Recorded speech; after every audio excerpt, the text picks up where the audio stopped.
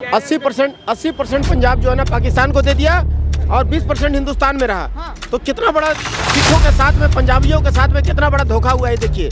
और आज जो है ना एक देश को धर्मशाला बना के रख दिया है।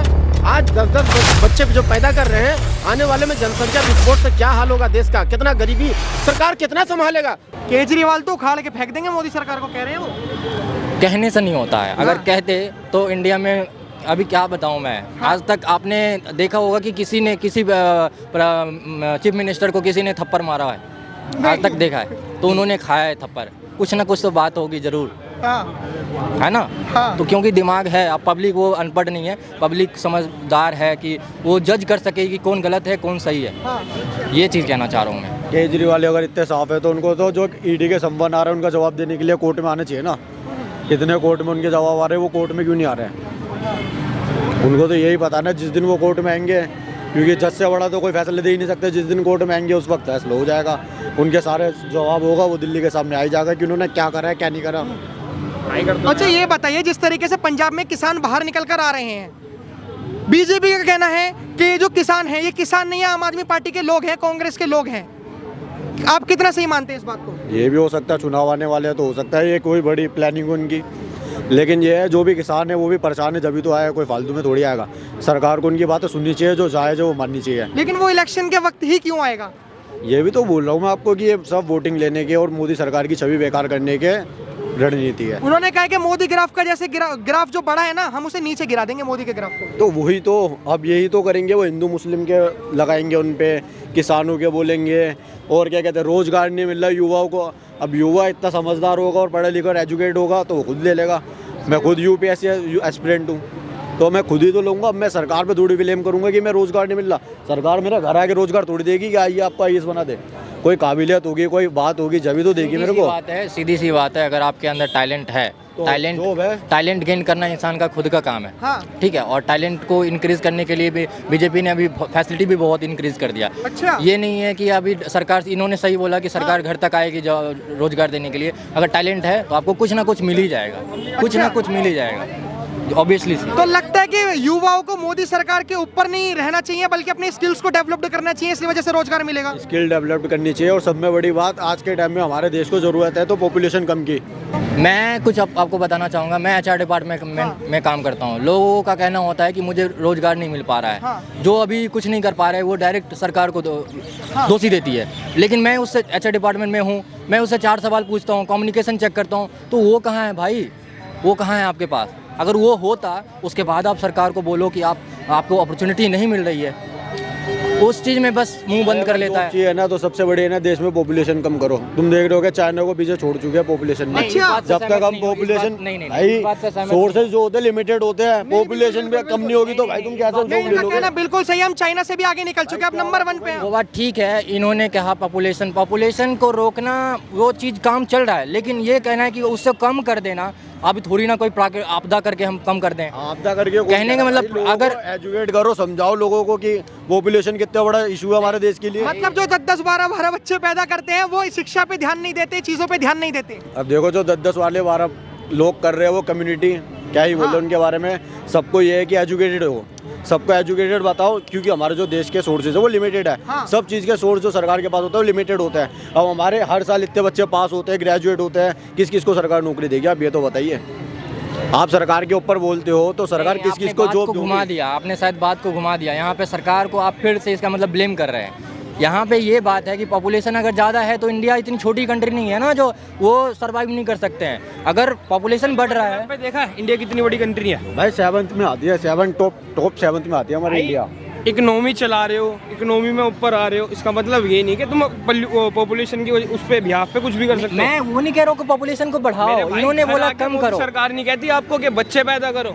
आप अगर 10 बच्चे पैदा कर रहे हो ना, जॉब 2 ही है उसके चलो लिए। सरदार जी से पूछेंगे, सरदार जी 10-12 बच्चे पैदा करना है कि कहाँ तक जायज है? क्या पॉपुलेशन बिल आना चाहिए? देखिए पॉपुलेशन बिल तो बिल्कुल बहुत पहले आ जाना चाहिए था। कांग्रेसियों का काल में आ जाना चाहिए था। समझ गए ना? ये इस देश को ना 1947 में जब देश बंटवारा हुआ, अच्छा, धर्म के आधार पर बंटवारा हुआ। जी बिल्कुल। और जो है ना असल में देश का बंटवारा नहीं हुआ था, हाँ। पंजाब का बंटवारा हुआ था। अच्छा। हाँ, 80% पंजाब जो है ना पाकिस्तान को दे दिया और 20% हिंदुस्तान में रहा। हाँ। तो कितना बड़ा सिखों के साथ में, पंजाबियों के साथ में कितना बड़ा धोखा हुआ है देखिए। और आज जो है ना ये देश को धर्मशाला बना के रख दिया है।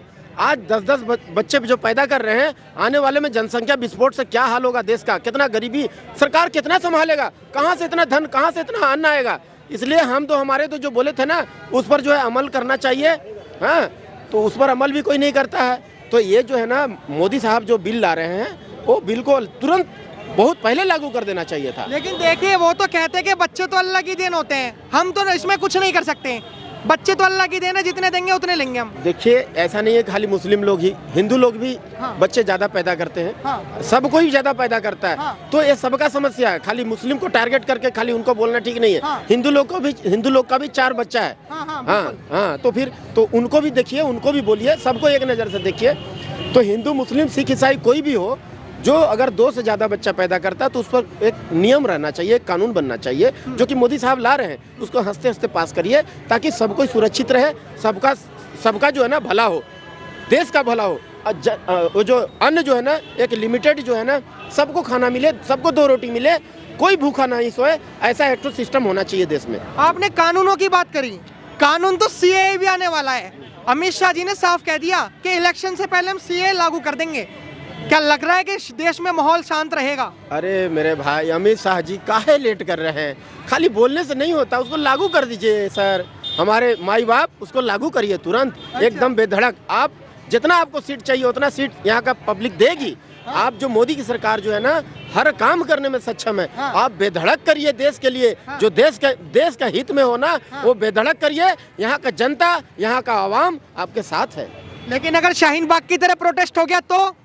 देखिए कुछ लोग हैं भड़काने वाले, वैसा कुछ नहीं होगा। हाँ। ऐसे उनसे उलझने की जरूरत नहीं है। उनसे वो अपने आप जो है ना समझ जाएंगे कि हाँ ये जो कर रहे हैं देश के लिए ही कर रहे हैं, हमारे लिए कर रहे हैं। वो भी जान जाएंगे। उनके पीछे जो छुट भैया नेता जो होते हैं, हाँ। वो उनका भी जो है पोल खुल चुकी है। हाँ। अब कोई नहीं होगा ऐसा। तो सर मोदी सरकार देश के लिए काम कर रही है, मोदी सरकार देश के लिए काम कर रही है। चलिए कोई बात नहीं, लेकिन हम फिर से आएंगे। जो सीए एनआरसी है, कुछ लोग बरगलाते हैं एक कम्युनिटी को कि ये आपकी नागरिकता छीन लेगी। क्या सच्ची में ऐसा है, नागरिकता छीन लेगी सीए और एनआरसी? नहीं, बिल्कुल गलत बात। ऐसा कुछ भी नहीं। किसी का नागरिक जो यहाँ का देश का है, वो हमारे भाई हैं, हमारे खून है, वो कहाँ जाएंगे? ये गलत बात है। ये देश को भड़काना बरगलाना जो है, ये जो है ना इस टाइप के कुछ जो है ना लोग जो टुटपुंजिए लोग ऐसे बोलते रहते हैं। क्यों? कि भाई मेरे फॉलोवर्स जो है, जो मेरे लिए लड़ेगा, मेरे लिए मार करेगा, मेरे लिए जेल जाएगा, मार खाएगा, तो मेरे लिए लड़ेगा, तो उनकी दुकानदारी बंद हो रही है, इसलिए वो इस टाइप का हरकत करते हैं। ऐसा कुछ भी, किसी का नागरिकता नहीं जाएगी। सबको ही सुरक्षित अपना देश में, सबको रोटी 2 रोटी मिलेगा, अमन चैन से सुख से जिएंगे। देश हमारा मजबूत हो जाएगा, सुरक्षित हो जाएगा। जी जी, देश सुरक्षित है। अरे बिल्कुल बिल्कुल। क्या? आइए। कोई बात नहीं, देश सुरक्षित नहीं है।